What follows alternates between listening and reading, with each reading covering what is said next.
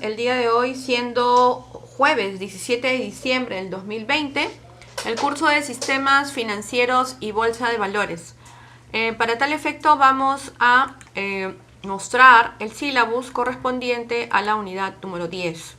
Estamos en la unidad, número 3, semana 10, carteras de inversión, riesgo, rentabilidad y modalidades de inversión. La clase pasada tuvimos que ver lo que era carteras de inversión.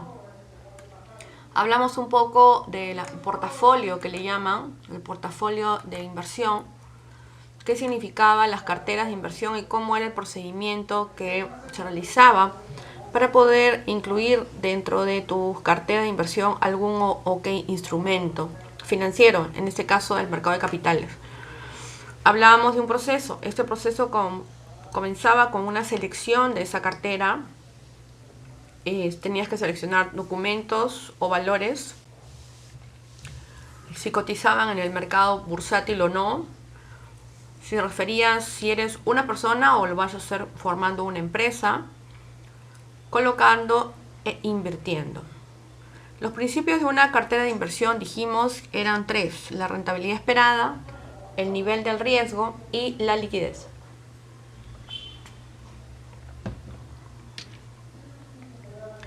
Vimos también los conceptos de que era una cartera, que era el conjunto de activos con el objetivo y plazo determinados para reducir el riesgo y maximizar la rentabilidad. Las carteras pueden responder a diferentes criterios, distintas titularidad, plazos de inversión, objetivos de inversión, banco o entidad. Los conceptos de cartera de inversión o portafolio de inversión, lo vimos. Hablamos también de que había instrumentos financieros de inversión de renta fija y de renta variable, que esos conceptos lo hemos visto en la unidad anterior, y que para una perfecta distribución de la cartera se tenía que hacer nivelando el riesgo, equilibrándolo, ¿no?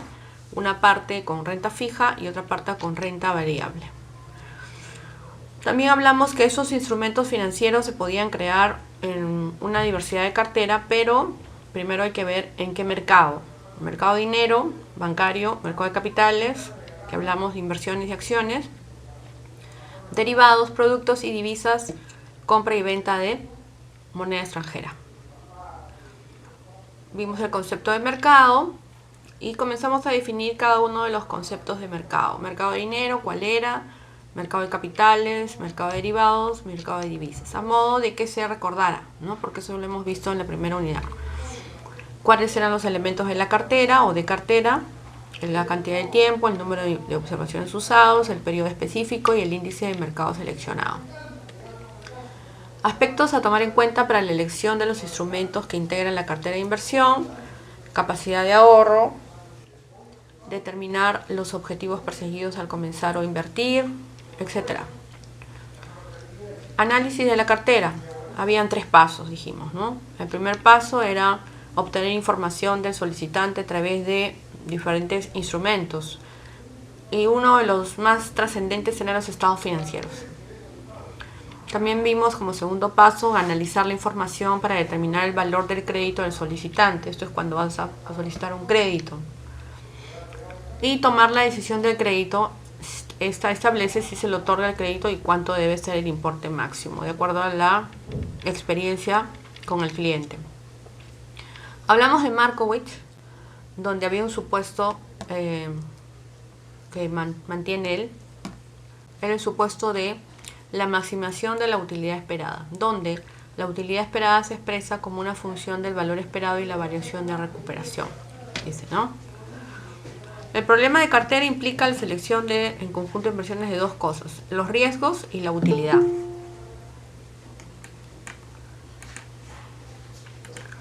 Ok, continuando con el repaso de la clase anterior, también se habló de buenas noches, qué era rendimiento de inversión, qué era tasa de interés. Hablamos de un ejemplo chiquito, qué era tasa de rendimiento. Y cuando hablamos de rendimiento de inversión y de tasa de interés, dijimos que íbamos a tocar un punto bastante álgido, que era cómo es que la mala mezcla de riesgo, alto riesgo, mala inversión, mala elección de cartera de inversión, y variaciones de tasas de intereses hacían que los mercados colapsaran. Y el día de hoy vamos a tener un ejemplo más claro que este, que es un video donde quisiera que estén atentos porque en realidad vamos a verlo por partes. Y vamos a tener una tarea respecto a este video de Lehman Brothers. Es más, yo les voy a pasar el link para que lo descarguen y lo vayan viendo en sus casas, porque en realidad una de las tareas que se va a dejar es en base a ese video. El video en realidad es una película, es un resumen de toda la desgracia que pasó con Lehman Brothers, pero es un resumen también de la primera parte del curso, ¿no? Hasta incluye la segunda unidad, por eso digo que lo vamos a ver en partes y va a incluir casi toda la unidad, ¿no? La primera parte de hoy día es como la introducción y a dónde llegan, ¿no? Finalmente, pero tiene una segunda parte, ¿no? No lo podemos ver todo hoy día porque obviamente no podemos pasarlo toda la clase, son 44 minutos, ¿no? Vamos a ver una pequeña parte de cómo es que comienza a pasar esto, ¿no? Las tasas de interés comienzan a colapsar porque los gobiernos comienzan a pedir un cambio de tasas de interés y crean una inestabilidad financiera, ¿no? Listo, la tasa de rendimiento es el retorno que se obtiene de una inversión y toma en consideración todos los flujos que se obtienen y se pagan en el proceso. Bueno, esto fue la clase anterior. Ahora vamos a ver la clase de hoy día, que corresponde a las modalidades de inversión y el concepto de riesgo.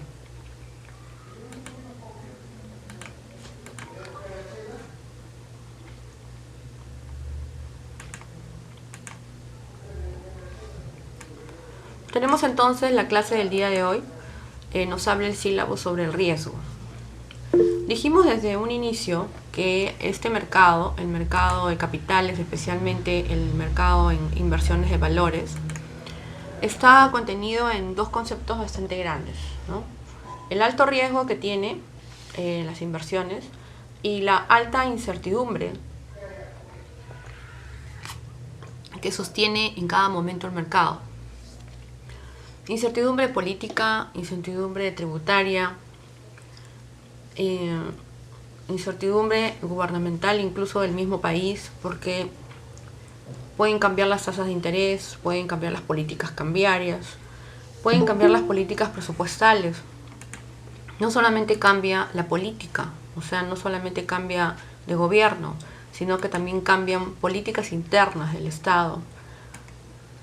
Hablemos del aspecto tributario, el aspecto presupuestal, el aspecto cambiario, el aspecto de las tasas de intereses, que es lo que más perjudica a un mercado en este caso de este tipo. No hemos visto que es un mercado keynesiano, de la teoría keynesiana.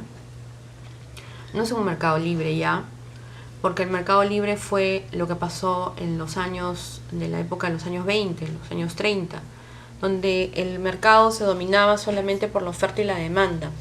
No intervenía el Estado para nada. Pero después la teoría keynesiana, que fue la teoría que existe ahora actualmente, donde interviene no solamente el Estado, sino también interviene la oferta y la demanda, ¿no es cierto? Entonces intervienen tres elementos y tratan de mantenerse equilibrados para que no suceda lo que vamos a ver ahora en un video. Es una película que se llama Lehman Brothers, El amor por el dinero se llama. Bueno, en realidad tiene como tres partes, ¿no? Vamos a un pedazo nada más, para que ustedes puedan ver cómo es que una mala política cambiaria, una mala política de tasas de interés o cambios en estas tasas del país sucede de que cambian y lo vuelve inestable a un mercado. En este caso el más sensible es el mercado de valores. Y siempre hemos dicho que el mercado de valores, el mercado de capitales, sobre todo las inversiones en valores, son aquellas que se dejan influenciar directamente y muy sensibles al tema del riesgo y al tema de la incertidumbre.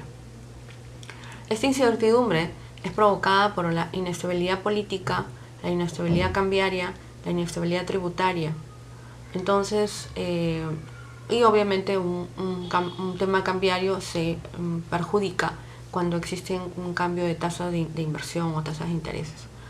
Lo que sucedió en este caso que vamos a ver ahora, después de ver estos dos PPTs,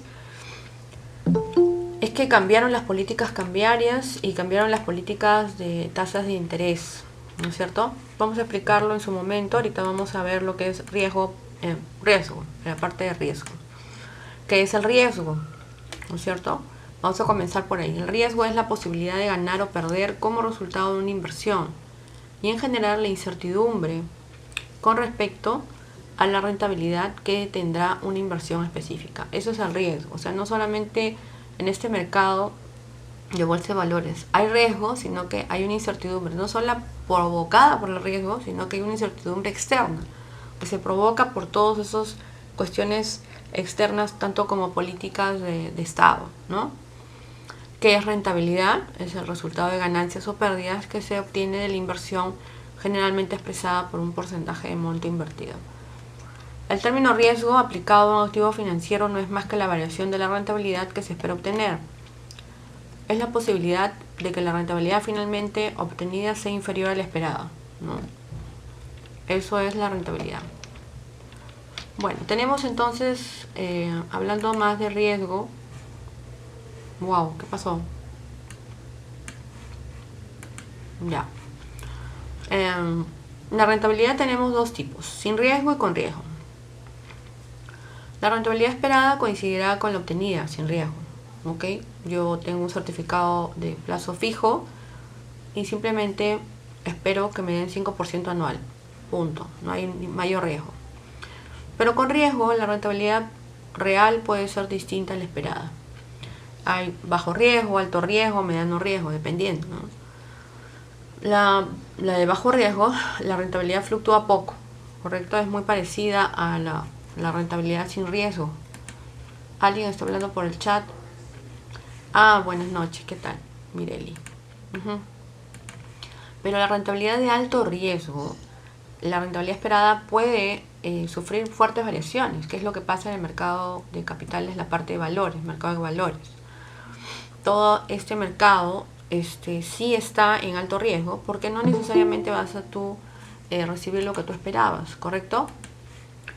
Ya, entonces esto hay que saberlo diferenciar. Muy bien. El objetivo de una inversión es maximizar la rentabilidad y minimizar el riesgo. Ya, estas van a ser preguntas de la tercera parte, de la tercera unidad.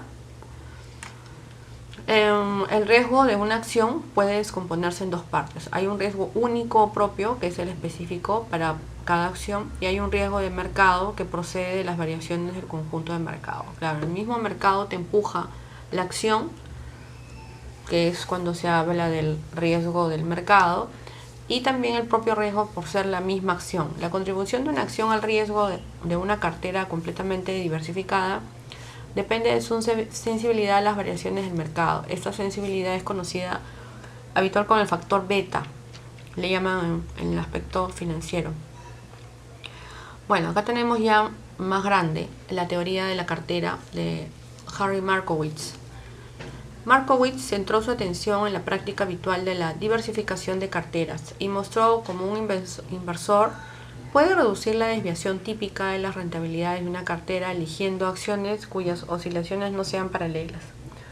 Los principios básicos de la selección de las carteras se reducen en una declaración lógica a que los inversores preferirán aumentar la rentabilidad esperada de sus carteras y reducir el riesgo, o sea, la desviación típica de la rentabilidad, ¿correcto? A las carteras que proporcionan la mayor rentabilidad esperada para una desviación típica dada. Se las denominará carteras eficientes. O sea, lo que Markowitz proponía o suponía era que a mayor riesgo, mayor rentabilidad, pero también tenías que apostar por la diversificación de las carteras para que así logres que tu cartera sea eficiente. Mejor dicho, como dijimos en la clase anterior, diversificación significa tener una parte de tasas de renta fija y otra parte de renta variable para que la rentabilidad sea equilibrada. La relación entre rentabilidad y riesgo. Existen inversiones que no resultan ser tan arriesgadas y otras cuya rentabilidad es fija. Los inversores inteligentes exigen una mayor rentabilidad de la cartera del mercado. La diferencia entre rentabilidad del mercado y el tipo de interés se denomina prima por riesgo del mercado. Esta es la fórmula, obviamente no varía en el examen, pero sí vamos a hablar un poco de la rentabilidad, de la relación que existe en rentabilidad y riesgo. Obviamente existe a mayor riesgo, mayor rentabilidad; a menor riesgo, menor rentabilidad. A mediados de los años 60, 3 economistas, tales como William Sharps, John Lynes y Jack Traynor, establecieron el modelo de equilibrio de activos financieros, el MEAF. El mensaje de este modelo era que en un mercado competitivo la prima de riesgo esperado varía en porción directa con beta. Beta fue acá está, la sensibilidad de las variaciones del mercado, ¿correcto? Esto significa que todas las inversiones deben situarse a lo largo de la línea inclinada conocida como línea del mercado de títulos. Ahí está la línea. El modelo de equilibrio de activos financieros establece que la prima de riesgo por riesgo esperada en cada inversión es proporcional a su beta. Esto significa que cada inversión debería estar en la línea inclinada del mercado de títulos, conectando las letras del tesoro y las carteras del mercado. Bueno, aquí hay una fórmula que obviamente no la vamos a ver. Hay una prueba de modelo de equilibrio de activos financieros. Los inversores prefieren una rentabilidad esperada alta y una desviación típica baja. Si se quiere conocer el impacto marginal de una acción sobre el riesgo de una cartera, no se debe evaluar el riesgo de una acción de forma aislada, sino su contribución al riesgo de la cartera. Claro, hemos dicho que de todas maneras, para elegir una cartera de inversión tenemos que hablar de riesgo y también de rentabilidad. ¿Y qué tan sensible son estas acciones dentro de esta cartera antes de elegirla dentro de la cartera, ¿correcto? Hay un modelo de equilibrio de activos financieros, ¿sí?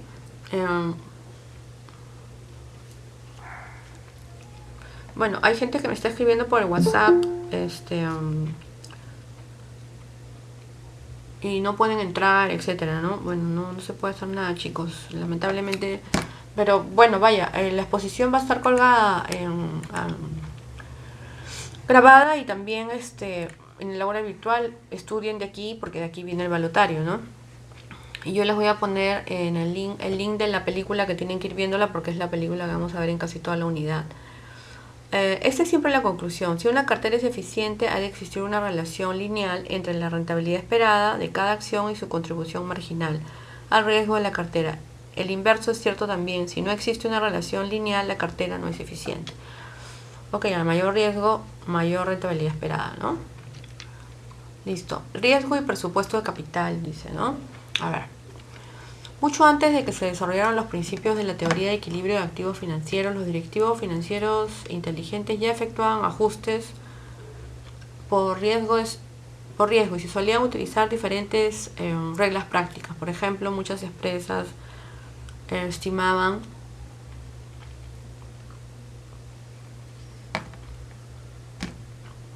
la tasa de rentabilidad exigida por los inversores de sus títulos y utilizaban ese costo de capital de la empresa para descontar los flujos de tesorería de todos los nuevos proyectos. El criterio de costo de capital de la empresa puede ser también problemático para la empresa si los nuevos proyectos son más o menos arriesgados que los existentes. Siempre, cuando agregas tu riesgo, la inversión se vuelve más rentable, definitivamente, la rentabilidad esperada, ¿no? Bueno, acá hablamos de costo de capital, que es un costo de capital, es una tasa de referencia para tomar decisiones de presupuesto de capital. Depende del riesgo también, ¿no? Del mercado, de las oportunidades de inversión. El riesgo de una acción ordinaria refleja el riesgo de los activos reales del negocio que posee la empresa, obviamente. Pero los accionistas también soportan un riesgo financiero según la amplitud de la emisión de deuda que la empresa hace financiar sus inversiones reales. Cuando más confía una empresa en financiar la deuda, más riesgos tienen las acciones. A mayor riesgo, mayor rentabilidad esperada. La cobertura del riesgo financiero, técnicas de cobertura. Suponga que tiene ya la responsabilidad A, ahora desea cubrir una responsabilidad por la compra de un archivo contrapartida B. El objetivo es minimizar la incertidumbre de su posición. El tamaño de su inversión en B depende de cómo estén relacionados los valores A y B. Suponga, por ejemplo, que estima que el porcentaje de cambio en el valor A está relacionado de la siguiente manera.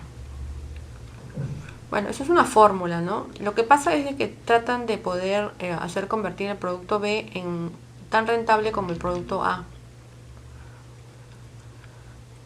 Después hablan sobre las coberturas con futuro. Los contratos con futuro son órdenes adelantadas de compra y venta. Los contratos de futuro son muy homogeneizados y se negocian en grandes volúmenes en las bolsas de futuro.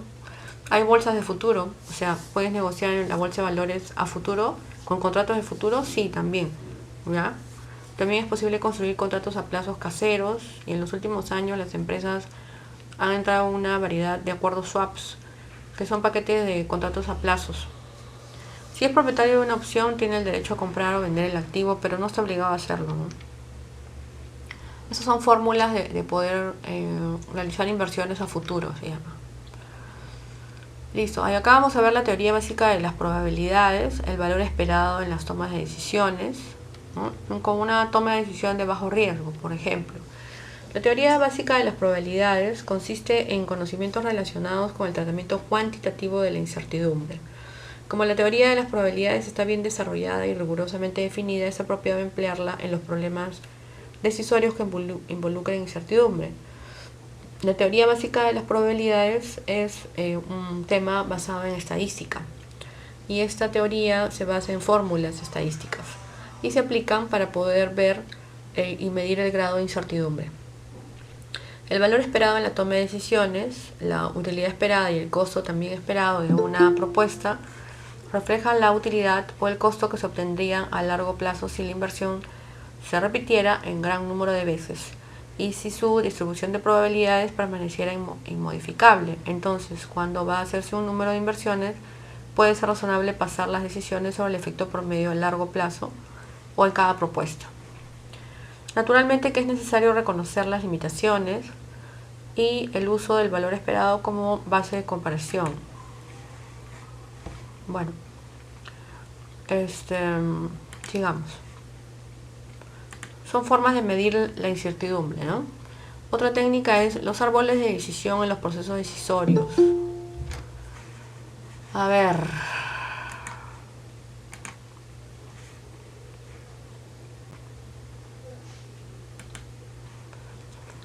Para problemas decisorios en los cuales es importante considerar decisiones en consecuencia y en las cuales se conocen las probabilidades de los eventos que se van a presentar en el futuro, el empleo de los diagramas de flujo de decisiones o de los árboles decisorios es generalmente bastante efectivo. Hay un tipo de análisis que se llama análisis de la decisión en base a los árboles de decisión. Toma de decisión bajos en incertidumbre. Cuando no se tiene la disposición de probabilidades que puedan asignarse a los eventos futuros, la situación se conoce como toma de decisión bajo incertidumbre.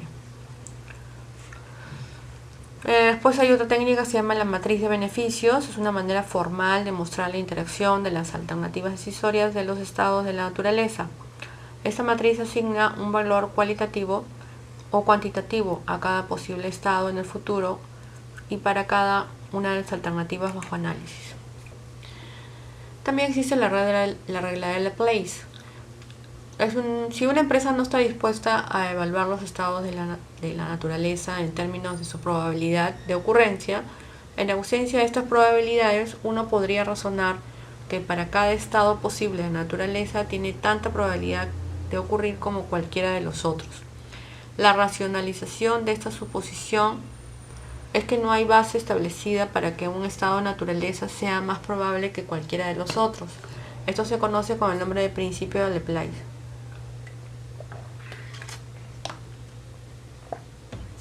O el principio de la razón insuficiente, basado en la filosofía de que la naturaleza se supone indiferente, en lo cual el principio de Laplace comprueba que no es así, ¿no? Hay otra técnica que se llaman las reglas de Maximin y Maximax. Se tienen dos reglas de decisión bastante simples para enfrentar decisiones bajo incertidumbre. La primera es la regla de Maximin, basada en una visión del extremo pesimismo. sobre los resultados de la naturaleza. El uso de esta regla se justificaría si se juzga que la naturaleza haría lo peor. La segunda es la regla Maximax, basada en una visión extremadamente optimista de los resultados de la naturaleza. El uso de esta regla se justificaría si se juzgara la naturaleza como haciendo lo mejor, dice la regla. Hay otra regla que se llama la regla de Kurwich. La mayoría de los seres humanos poseen un grado de optimismo o de pesimismo, que se encuentra en algún punto intermedio entre los dos extremos. Un tercer enfoque para la toma de decisiones bajo incertidumbre involucra un índice relativo de optimismo o pesimismo. Se llama la regla de Kurwich. La regla Minimax de la pena o pesar. El pesar o la pena es la diferencia entre el pago que se hubiera logrado con un conocimiento perfecto de la naturaleza y el pago que se recibe en realidad con la alternativa seleccionada. La regla Minimax de la pena o el pesar se basa sobre la premisa de que quien toma las decisiones desea evitar cualquier pena o pesar, al menos minimizar la pena máxima con respecto a una decisión. Bueno, en resumen, esta regla es a menor esfuerzo, ¿no es cierto?, menor rentabilidad, menor riesgo, ¿no? Lo que no inviertas, no ganas, ¿no? Porque no va a haber inversión, pero se aplica esta regla, que es la regla Minimax. No sufres pena, no sufres pesar, pero tampoco ganas, ¿no? Esa sería la decisión. El riesgo es, por supuesto, la preocupación primaria de los inversores. La aceptación del riesgo es lo que separa nuestros ahorros de nuestras inversiones. El inversor exitoso debe aceptar las consecuencias de asumir el riesgo. Sabe que no puede tener ambos. Definitivamente no puedes tener las dos cosas. ¿Correcto? Y no puedes pretender retornos altos. ¿Aló? Profesora, ¿Sí? hay alumnos que quieren entrar y dice que no les aceptan. Pero no están, no aparecen. Me acaban de llamar y dice que les dijo que entraran y que intervendría. Sí, a ver que intenten otra vez porque no los veo en pantalla. Ya propuesta. Ya. Ok, continuemos. El riesgo es, por supuesto, la preocupación primaria de los inversores. La aceptación del riesgo es lo que separa nuestros ahorros de nuestras inversiones. El inversor exitoso debe aceptar las consecuencias de asumir el riesgo, ¿correcto? Y sabe que no puede tener ambas cosas. No puede pretender retornos altos sin aceptar las fluctuaciones. Y debe darse cuenta de que las fluctuaciones no son todas positivas. No todos los días van a ser uniformemente maravillosos. Tienes que ser honesto contigo mismo y al respecto de tu tolerancia al riesgo. Y resistir la tentación de cuestionar las decisiones que tomó antes del inevitable mal día. Los malos días están incluidos en la propia estrategia de inversión. Como veremos, deberá haber muchos más días buenos que malos y obtendremos más durante los días buenos de lo que perderemos en los días malos. Pero no tiene sentido fingir que los días malos no van a llegar. O sea, en el momento que tú estás escogiendo el riesgo, definitivamente no puedes pensar de que no vas a perder si escoges este mercado de valores. ¿Okay? Bueno, vamos a continuar. No veo a nadie que quiera entrar, pero bueno. Riesgo es una palabra cargada de contenido. Cuando surge el tema del riesgo, los inversores suelen ponerse visiblemente, obviamente incómodos, y la conversación enseguida se pone muy tensa. Muchas veces me he preguntado por qué el riesgo tiene tan mala prensa. Pero muchos inversores tienen una ecuación mental como esta. Para otros el problema es un tanto diferente. Riesgo ocasiona pérdida y pérdida ocasiona ruina. El riesgo ocasiona ganancia y como consecuencia riqueza. No todos los riesgos han sido creados iguales. Riesgos buenos son los compensados, altamente confiados en ganar, posibilidades están a favor suyo, cuanto más tiempo juegue, más seguro estará de que va a ganar, suma positiva, inteligente, tiro de alta probabilidad, inversión astuta y juego de ganador. Riesgos malos, no compensados, altamente confiados en perder, las posibilidades están en su contra, cuanto más tiempo juegue, más seguro que lo van a eliminar, suma negativa o cero, No es un riesgo bueno, inteligente, sino tonto. Tiro largo, dice, apuesta de bobos, juego de perdedor. Claro, lo que pasa es que aquí también el azar es uno de los juegos altamente riesgosos, ¿no? Bueno, hemos tenido acá la parte de riesgo y parte de rentabilidad también. Vamos a pasar a modalidades de inversión. No sé si están viendo la pantalla, pero no hay nadie que se acerque a pedirme que entre.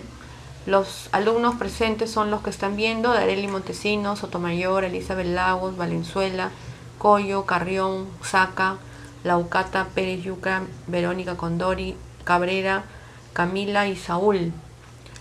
Y son 13 alumnos, no hay más y no veo a nadie más. No sé qué pueda estar pasando, chicos. Sigamos con la exposición del día de hoy. Tenemos entonces la otra parte de la exposición, según indica el sílabus, que se llama modalidades de inversión. ¿Ok? Modalidades de inversión. Muy bien, las modalidades de inversión dijimos al inicio de la clase. Ya cuando tú hablaste sobre la cartera de inversión, mediste el riesgo y la rentabilidad que vas a obtener, podemos estar ya definiendo las modalidades de inversión. Estas modalidades de inversión va a depender de lo que tú has elegido en la cartera de inversión y haber estudiado tu riesgo y tu rentabilidad. ¿Ya? Entonces tenemos primero inversión, que es el concepto, es el acto mediante el cual se invierten ciertos bienes con el ánimo de obtener unos ingresos o rentas a lo largo del tiempo. La inversión se refiere al empleo de un capital en algún tipo de actividad o negocio con el objetivo de incrementarlo. Dicho de otra manera, consiste en renunciar a un consumo actual incierto a cambio de obtener unos beneficios futuros y distribuidos en el tiempo. Hay diversos tipos de inversión, pero a continuación les mostraremos los principales tipos de inversión. Algunos de ellos se basan en los objetivos para los cuales se realizan, otras en el tiempo y otras en la cantidad de veces que han de realizarse. Las inversiones representan colocaciones de dinero sobre las cuales una empresa o individuo espera obtener algún rendimiento futuro, ya sea por la realización de un interés, dividendo o mediante la venta o un mayor valor a su costo de adquisición. El concepto de inversión suele ser sinónimo de activo. Más concretamente hace referencia al activo fijo, el inmovilizado, el tangible.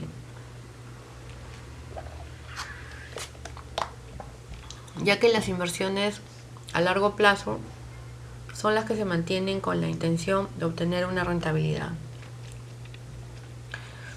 Los activos se caracterizan por su rentabilidad, su seguridad y su liquidez. La combinación de estas tres características producen gran variedad de inversiones. Normalmente las inversiones de mayor rentabilidad son también las menos líquidas y las de mayor riesgo. En cambio, la liquidez y la seguridad son conceptos estrechamente relacionados. Las tres variables de la inversión privada: rendimiento esperado, rendimiento aceptado y horizonte temporal.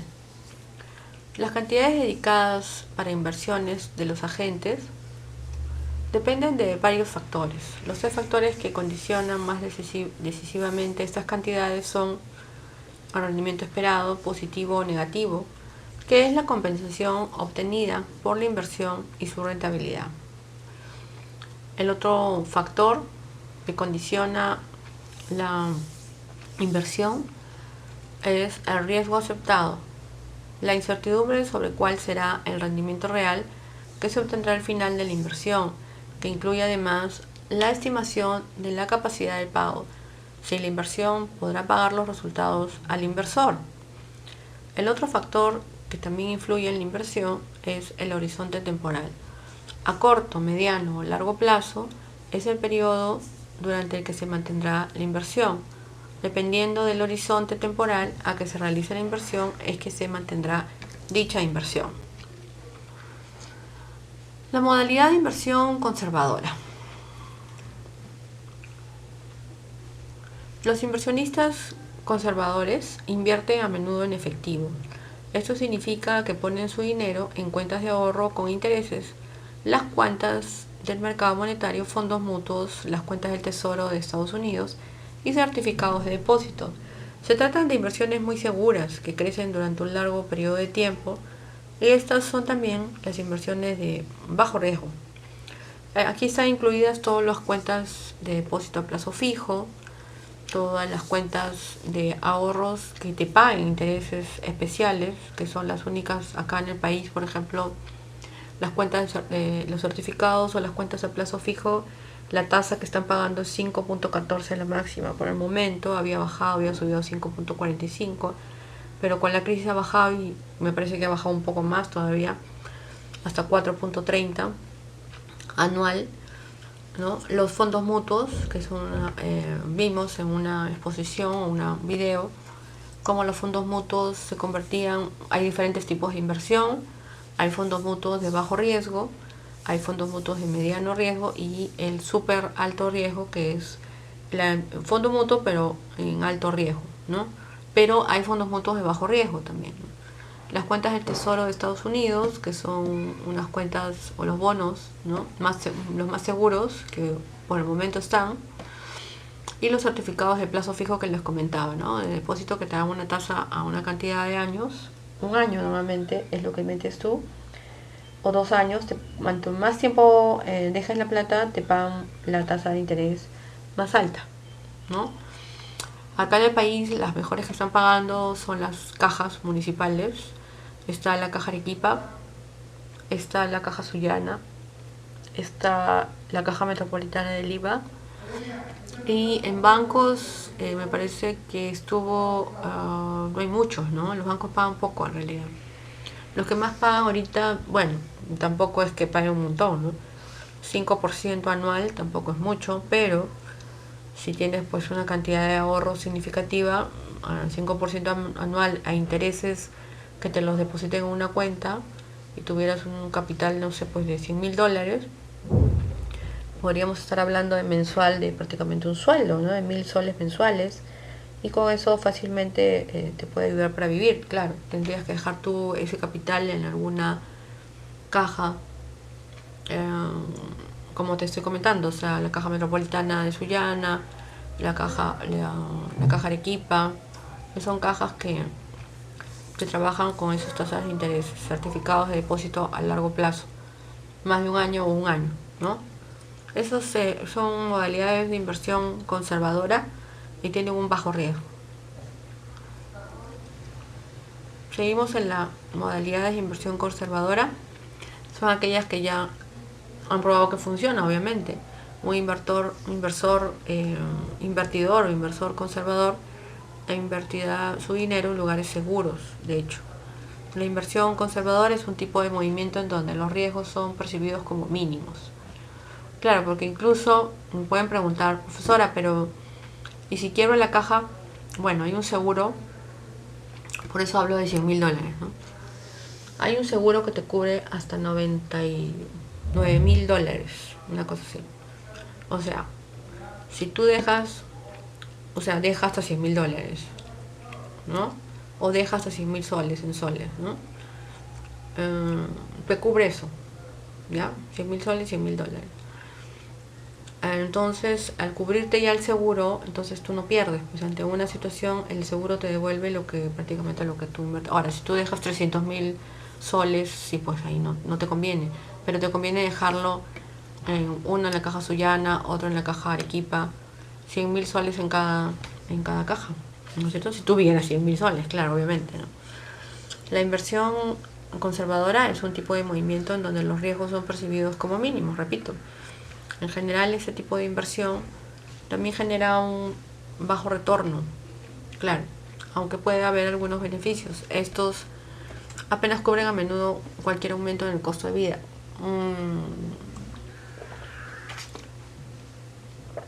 A ver, hemos hablado que si nosotros queremos invertir en este mercado de capitales, lo que vas a invertir todos son tus ahorros, no lo que te da para vivir, ¿no es cierto? Y si estamos hablando de bajo riesgo, entonces sí conviene que si tienes 100.000 soles, los dividas, ¿no? En este caso, como el costo del seguro es 99.000 soles, yo diría que, bueno, si los tienes a 100.000 y no tienes en el bajo riesgo, el certificado de cuenta a plazo fijo es lo más seguro y tiene bajo riesgo y te paga 5% anual, 5.15, y los intereses te los pueden depositar directamente en la cuenta. Puedes recibir 1.000 soles mensuales, aparte de tu sueldo, ¿no? Si tú ganas una cantidad, bueno, es que si tuvieras 100.000 soles, a eso me refiero, ¿no? Ok, esto es para aquellos que tienen un excedente, ¿no? La forma más común de inversión conservadora se conoce como el mercado del dinero. Claro, esto se trabaja en los bancos, ¿no? Bancos, cajas municipales, y eso está supervisado por la Superintendencia de Banca y Seguros. El objetivo general de cualquier estrategia de inversión conservadora es proteger el dinero en efectivo, pero además también permite un retorno posible de la inversión.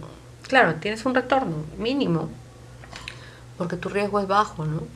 Pero igual, con 100.000 soles yo sé que hay entidades que te pagan 5.14, por lo menos acá en Lima, y puedes tú decir que los intereses te los depositen de frente a una cuenta de ahorros paralela y tú puedes ir reiterando esos intereses, ¿correcto?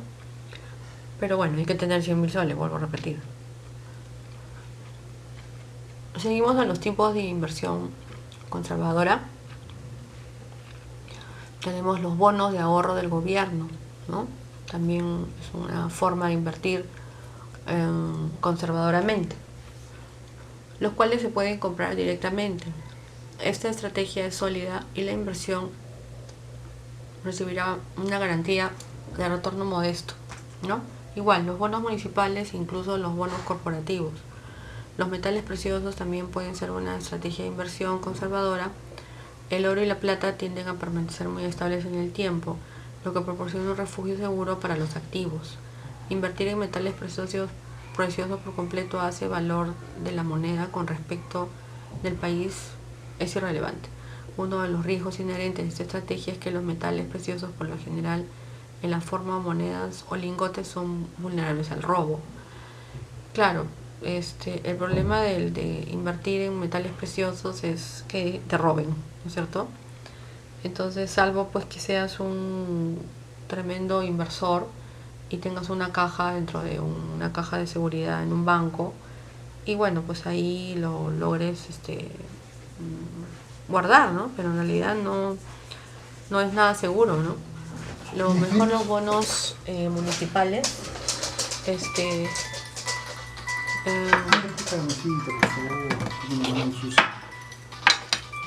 a ver, un minuto por favor, voy a cortar la clase porque me está interrumpiendo. Un minuto.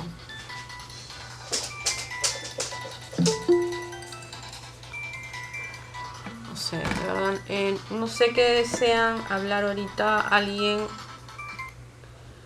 Como les estaba diciendo, los tipos de inversión conservadora, la utilización de bonos de ahorro del gobierno, los cuales se pueden comprar directamente. Esta estrategia es sólida y la inversión recibirá una garantía de retorno modesto. Los bonos municipales e incluso los bonos corporativos, vuelvo a repetir, que me interrumpieron, son también algunos tipos de inversión conservadoros, ¿no?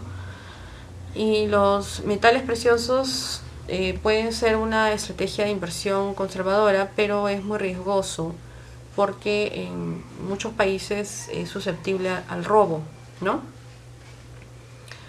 Ok, parece ser que quiere entrar alguien, pero entra y se va, ¿no? No sé, parece que no tiene buena conexión. La persona que quiere entrar no tiene buena conexión y entra y se le va.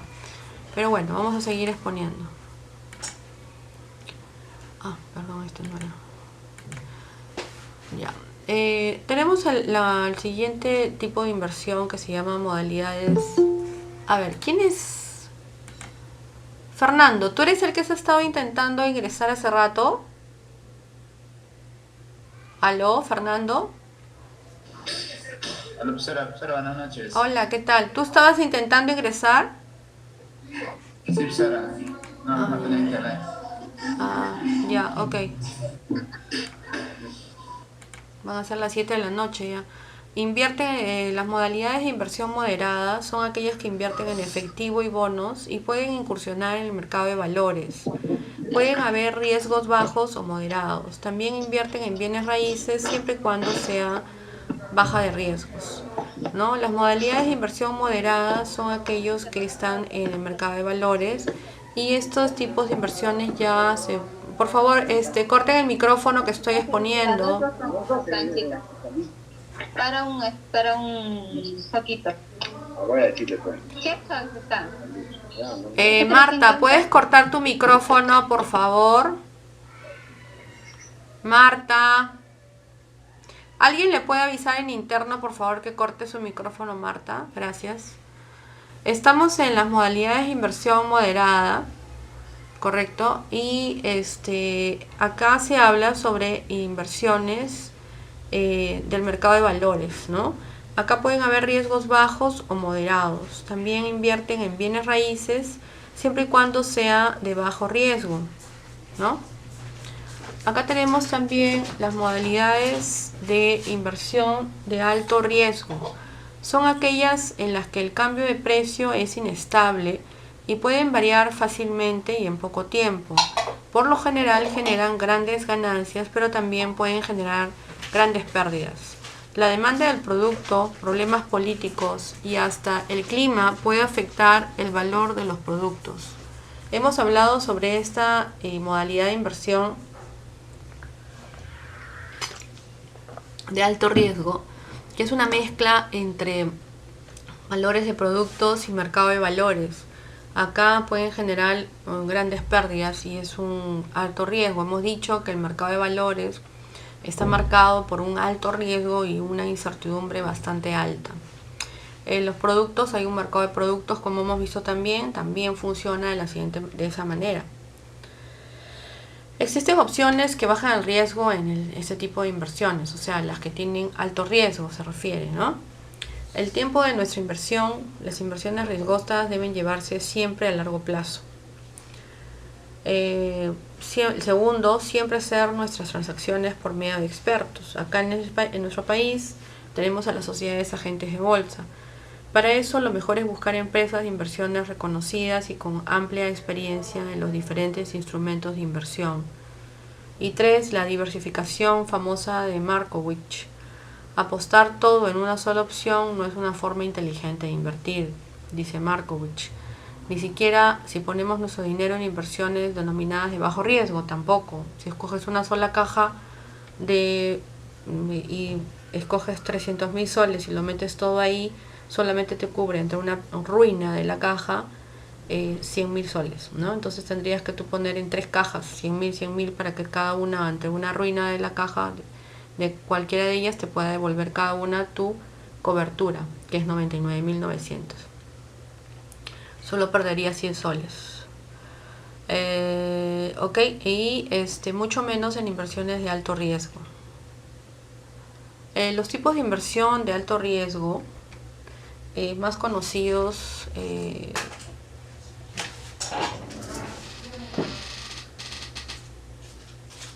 los tipos de inversión de alto riesgo más conocidos son sin duda las del petróleo, gasolina, gas y aceite, dice, ¿no? Que son las más buscadas, porque obviamente tienes mayor rentabilidad también, porque el petróleo sube en cada momento y baja. Ahora tenemos al gas. Pero todas aquellas es sencillo conseguirlas en los mercados más grandes del mundo, aunque todas estas van de la mano del precio internacional del petróleo. Eso es cierto. Pero no es lo único que afecta su valor, ¿no? De ahí su alta volatilidad, ¿no? Los factores que afectan al mercado internacional del petróleo son múltiples. Tenemos mercados grandes como Estados Unidos, ¿no? El Medio Oriente y hasta Venezuela, ¿no? Los inversionistas agresivos hacen comúnmente la mayoría de sus inversiones en el mercado de valores, que es un riesgo más alto. Es lo que hablábamos al principio. También tienden a invertir en proyectos empresariales, así como bienes de alto riesgo real. Las inversiones de alto riesgo son las formas de ganar mucho dinero. Si usted es de los que les gusta arriesgar y buscar ganancias realmente altas, las inversiones de alto riesgo son lo que usted busca. Ojo, cuidado. Antes de empezar a invertir, es muy importante que aprenda sobre los diferentes tipos de inversiones, lo que usted está a punto de hacer. Comprender los riesgos implicados y prestar atención a las tendencias del pasado también. En efecto, la historia se repite y los inversores lo saben de primera mano. Ok, chicos, esto fue modalidades de inversión, ¿no es cierto? Vamos a hacer un resumen de lo que hemos hablado. Hemos tenido en esta última parte las modalidades de inversión, qué es inversión, qué son inversiones, cómo se caracterizan los activos, las tres variables, modalidades de inversión conservadora, modalidades de inversión moderada, modalidades de inversión de alto riesgo. De cada uno hemos hablado, general, pero hemos hablado. Después hemos tenido qué es riesgo, ¿correcto? Qué es rentabilidad, el cuadro de rentabilidad con riesgo, sin riesgo, qué es propiamente dicho el riesgo, la teoría de la cartera o la teoría de Harry Markowitz, la diversificación de las carteras se llama, el modelo de equilibrio de activos financieros, ¿correcto? La relación entre rentabilidad y riesgo, prueba del modelo de equilibrio de activos financieros, riesgo y presupuesto de capital, estructura de capital y el costo de capital de la empresa, cobertura de riesgo financiero, compras a futuro o coberturas a futuro, riesgos y toma de decisiones de inversión bajo incertidumbre, las tomas de decisiones de bajo riesgo que se aplican para las tomas de decisiones para las inversiones, qué técnicas o qué teorías, la teoría de la probabilidad, la teoría del valor esperado, los árboles de decisiones, la toma de decisiones bajo incertidumbre, la matriz de beneficios, la regla de Laplace, reglas de máximo y máximas, la regla de Hurwitz, la regla de Minimax de la pena o pesar, riesgo del negocio, finalmente. ¿Y qué es lo que tienen claro los inversionistas? Esto es lo que hemos visto el día de hoy. Y vamos a proceder a mostrar el video que tiene que ver en el transcurso de toda la unidad. A ver, explicando un poco el problema. Lehman Brothers, como vamos a ver, es una de las empresas, un banco que existía en Estados Unidos, el cual había otorgado un montón de créditos hipotecarios. Se dedicó a dar créditos hipotecarios a muchas personas naturales que en ese momento tenían supuestamente liquidez, ¿no? Pero ¿qué pasó? Esas tasas de interés que dieron a esos créditos hipotecarios de un momento a otro cambiaron. Las políticas cambiarias de Estados Unidos subieron las tasas de interés y obviamente todos esos créditos hipotecarios se volvieron impagables, ¿no es cierto? Entonces no hubo forma de que esas personas pagaran esos créditos hipotecarios y los dejaron de pagar. Esta mezcla de toda esta crisis, de la crisis inmobiliaria también, fue el primer banco que la sintió, convirtió a Lehman Brothers en un problema, ¿no?, para el Estado. Y el gobierno, el Estado de Estados Unidos, no quiso ayudarlos. Eso es otro tema, ¿no? Porque pudo haber intervenido. Estamos en una teoría keynesiana. Interviene el Estado para poder proteger a las empresas del sector financiero.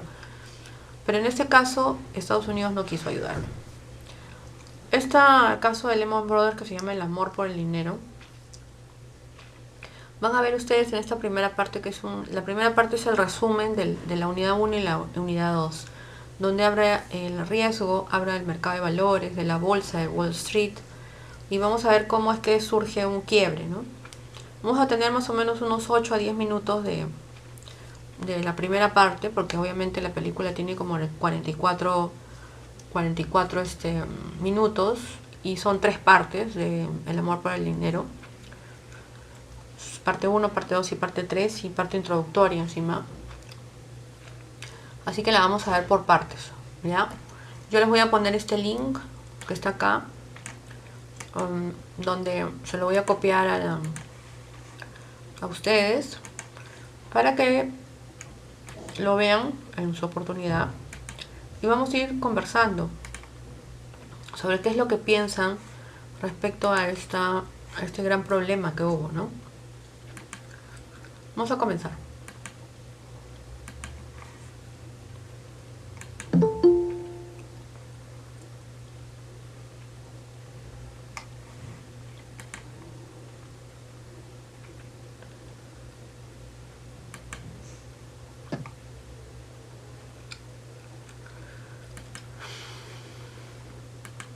Las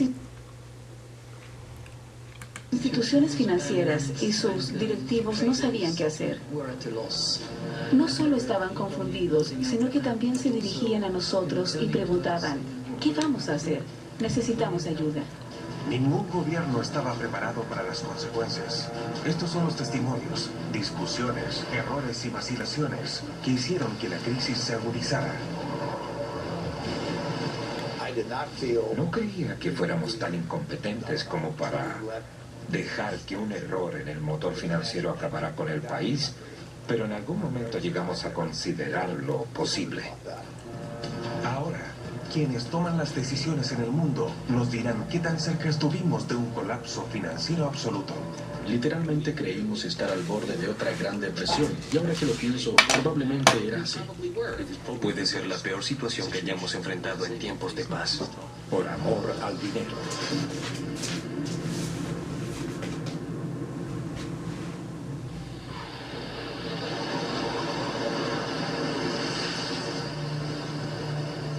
El regreso del abismo.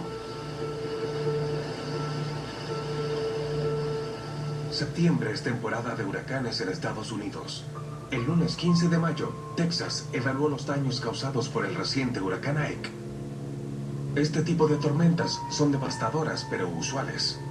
Lo realmente inesperado era el desastre económico que se avecinaba.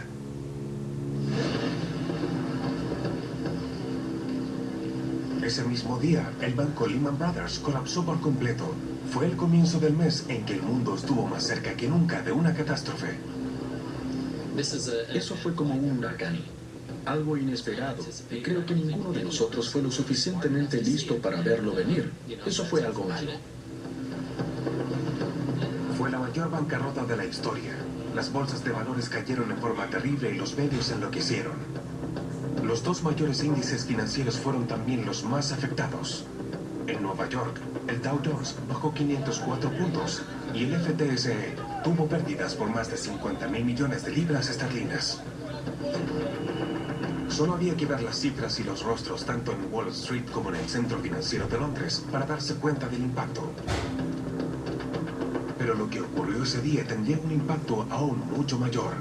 El valor de los préstamos a corto plazo que los bancos se otorgaban entre sí se doblaba de la noche a la mañana. Eso significaba que no tenían capacidad para prestar dinero, lo que hizo que los bancos perdieran la confianza en sí mismos. El banco depende de la confianza, y si la gente no tiene esa confianza, el banco será incapaz de conseguir el dinero que necesita para otorgar préstamos. La confianza en los bancos se veía amenazada.